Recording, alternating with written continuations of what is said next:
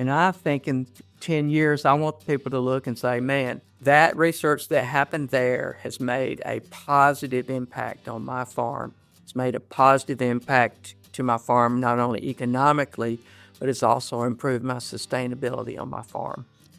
Success looks like more production, less inputs, more sustainability while maintaining our productivity. I think that's the key here is maintaining productivity, but also being more sustainable in that process.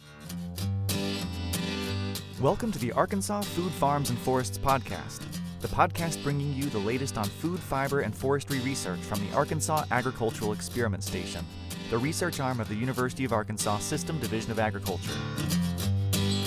Welcome to Food, Farms, and Forests. I'm Jennifer Fouch. Today we are going to the Northeast Rice Research and Extension Center in Harrisburg, Arkansas. It's also known as NERREC. We are learning more about this land-grant Rice Research and Extension Center today from Dr. Tim Burcham, director of the center. Thank you so much for taking the time to sit down with us and chat about NERREC. Hey, I'm delighted to be here, Jennifer, and thank you for having me on this podcast. Excited about the opportunity to share what's going on here at our new station. I know you have been super busy the last few months and the last few years with the construction of the center. Can you talk to us about that? What has it been like since? Well, it's been great. You know, we had that big grand opening there. August 30th was the actual date that we had the big grand opening, and man, we had a big crowd here. It's very exciting for everyone here. And of course, the new station, it's around 26,000 square feet of heated space here, and it's just a beautiful facility as you come in the front doors. Of course, it has the beautiful silo facade on the outside that it makes it a landmark building as you drive up and down Highway 1 between Harrisburg and Jonesboro, Arkansas. And then when you come in silo number 1, that's the front entrance. You're greeted into the Nutrient Ag Solutions grand atrium there, and it really is a beautiful atrium area. It's flanked then by the Jennifer Cox Smith Teaching Kitchen, the Seeds of Imagination classroom that's sponsored by Riceland Foods, and then you go right into the Greenway Equipment Company Exhibition Hall, which is our largest room. That can seat over 200 people. We probably had, Jennifer, between 350 and 400 people here for our grand opening that day. I had every chair in the building, and that was 301, and there were still people standing all around the perimeter, so very good crowd, but everything's really going well right now. Can you talk a little bit about the importance of what is going on inside that building and how this center reflects the evolution of Arkansas's rice industry? The Northeast Rice Research and Extension Center was born really out of the Arkansas Rice Research and Promotion Board and the division's desire to have a new station in the northeast portion of the state. A large portion of the rice produced in Arkansas is produced in this 4 and 5 county area that is surrounding Poinsett County here. Poinsett County and Jackson County typically will swap between being number 1 in rice production each and every year. And really, when you take that 4 or 5 county area, they're producing about half of Arkansas's rice, which really means that that's about a quarter of the United States long grain rice, since we produce about half of the long grain rice in Arkansas. So a significant portion of our rice in Arkansas is produced up in this northeastern corridor, north of I-40. So putting a new station here that is on this Henry Silt loam soil, we're also located on the western side of Crowley's Ridge. Therefore, we're in the Cache River critical groundwater area, which is another key component that we need to be looking at and studying as we look at water resources and how we can conserve those. So the location of the station, it really was a key element in putting together research programs that will address all of those factors that will help our farmers stay productive going into the future. So location was very important when deciding where we're putting the center. It really was. When you look at the key aspects of the finding this farm, and I was not the person that did the location for that. Dr. Chuck Wilson actually worked through and helped them find this particular farm. But some key elements that it has here is it does border Highway 1, so it has wonderful road frontage. It has a 32-acre reservoir, so we have surface water irrigation potential. Remember, I mentioned we're in this critical groundwater area. and of course then the Henry silt loam soils that are predominant for the rice production area in this region. So a lot of key aspects here that make it an ideal location for us to look at all things that are important for us from a productivity standpoint and also from a sustainability standpoint. And that's one of our key components that we'll be working toward is the sustainability issues that we're looking at with regard to not only rice production, but all of our row crop production. Great. Let's talk a little bit about that. The mission to enhance rice production, promote sustainability, and then one of the main priorities there, which is maximizing water use efficiently. Can you expand on that sustainability and the water portion of it? Well, water is the key ingredient in rice production. I mean, when we look at, we're talking about a crop that loves to have, a flood on it, and we put the flood on there really for weed control. A lot of people do not understand that rice can grow without being in a flooded environment, but we do flood it, and it's happy in a flooded environment, and we would call that an anaerobic environment. And so water is a critical component here. So when we look at particularly west of the ridge, we're in this critical groundwater area. You're going to see more and more of our producers having to build large reservoirs. And of course, reservoirs then take productive land out of production. And so it's a tough situation, and they're very expensive to build. So we're looking at situation with our rice producers going forward, particularly on the western side of the ridge, where water is going to be a critical component in our productivity and being able to be sustainable going into the future. I would say also that our nitrogen management and sustainability issues associated with our nitrogen management are also key issues that we'll be looking at here at the station as well. And that will transport right into other areas. When we look at the staffing that we're trying to hire right now, we have a sustainable agronomist. That's our very first hire. And that person will be doing predominantly rice and soybean, but certainly have the freedom to look at other crops that are important in this region, which would be, of course, corn, cotton. We do some sorghum here as well. So all of the key cereal crops that are here in Northeast Arkansas.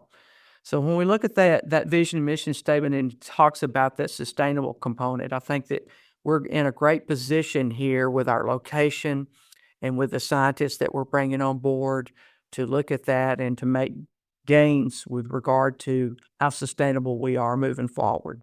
And another very exciting portion of the work you were doing there at NERREC is education and outreach.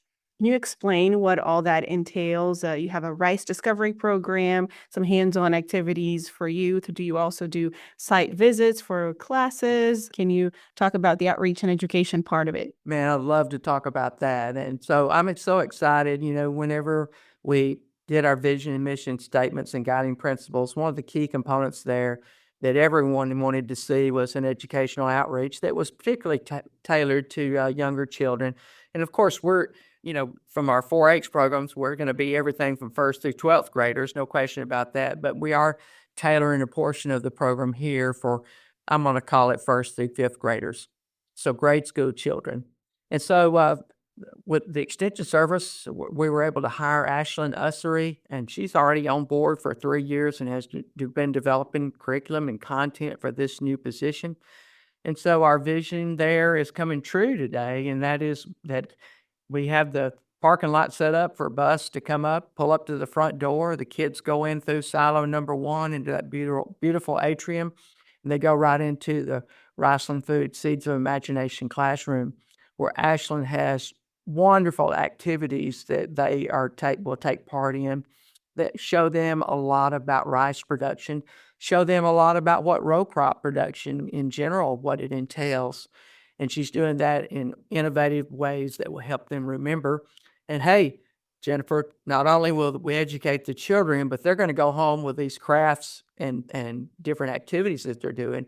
And they're probably going to surprise their parents with some of the information that they pick up. And so we'll probably be educating some parents with that as well. A lot of folks have the idea that agricultural is that it's all driving a tractor. We have this misconception about what agriculture entails. But when you look at agriculture, You got everything from myself as an agricultural engineer to economist to agronomist, soil scientist.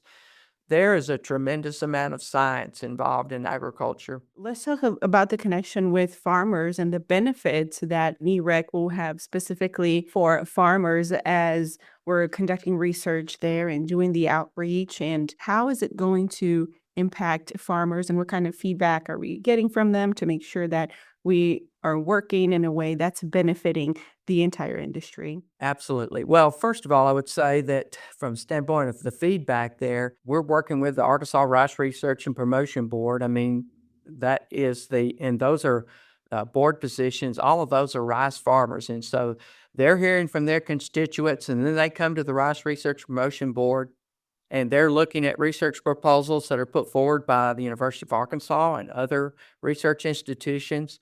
And they're picking research proposals that are particularly of interest to them about and what's going on in their particular operations right now, whether it be water saving, but potentially water saving type research. For example, alternate wetting and drying is a practice that has been well researched at this point in time, but a lot of folks still struggling to implement that type of practice for water reduction strategies. But they'll come in and look at that. And so that's one of the things. And then from our extension side, as you know, for example, Dr. Jared Hardkey, he travels the entire Delta region with his plot work that he does. He's hearing from our farmers as well are all the specialists and the county agents. Don't forget the county agents that we have in each and every county in the state. They're also getting that feedback that is coming into the division, coming in through not only county agents, our specialists, but then again through their representatives on the Arkansas Rice Research and Promotion Board. So that feedback is critical for us with regard to how we do our research and how we prioritize our research.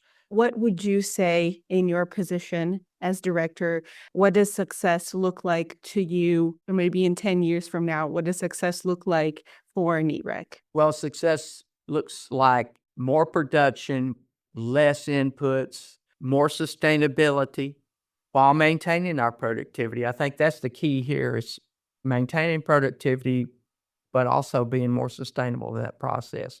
So when we look out in 10 years, what I want to happen from the researchers at NERREC is for our farmers to look and say, look, that investment that we're making to promote research and rice research, soybean, other cereal crops here, that is making a huge impact for the decisions I make on my farm.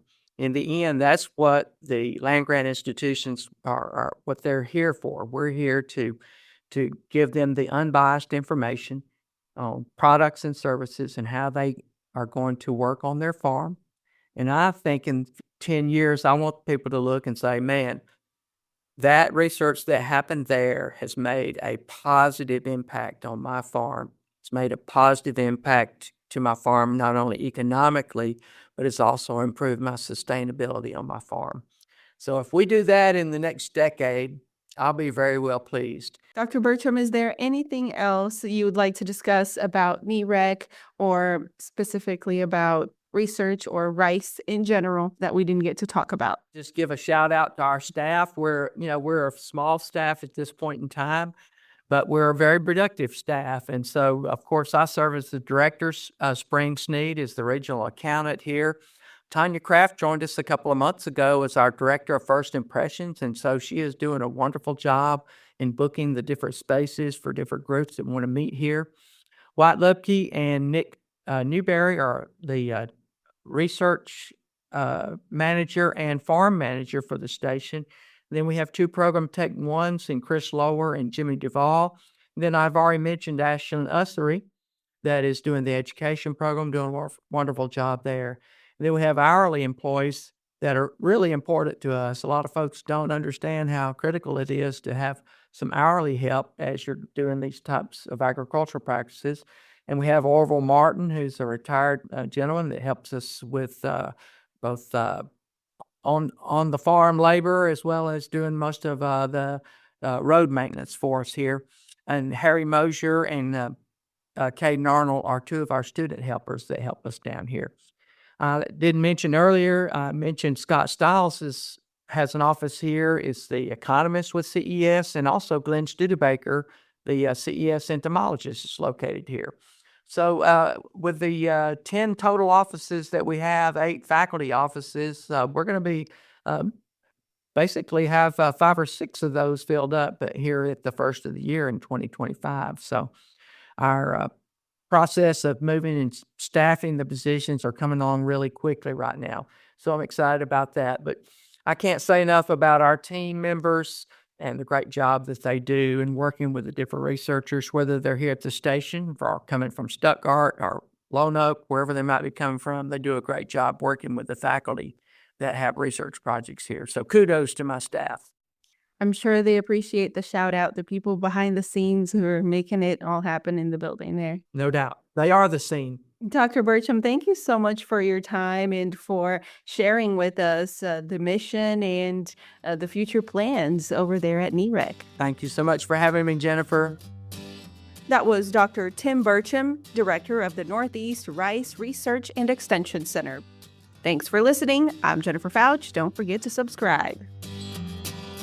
The Arkansas Food Farms and Forests podcast is produced by the Arkansas Agricultural Experiment Station, the research arm of the University of Arkansas System Division of Agriculture.